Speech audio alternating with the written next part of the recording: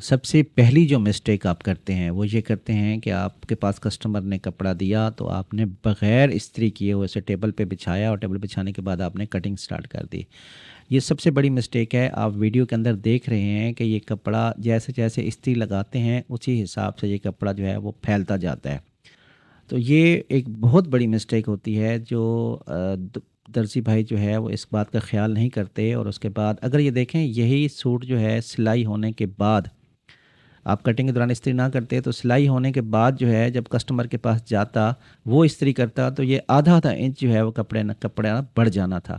تو آٹومیٹیکلی اس کی جو لوزنگ تھی وہ بہت زیادہ ہو جانی تھی، اور کسٹمر آپ سے کبھی بھی مطمئن نہیں ہوتا۔ دوسری جو آپ غلطی کرتے ہیں وہ یہ کرتے ہیں کہ آپ کٹنگ کے دوران جو ہے وہ کپڑے کو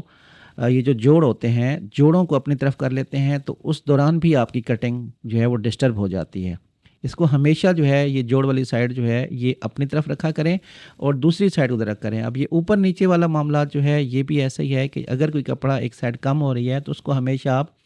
پچھلی سائڈ پہ رکھیں، کیونکہ پچھلی سائڈ میں تیرا ہوتا ہے، تو تیرے کے دوران جو ہے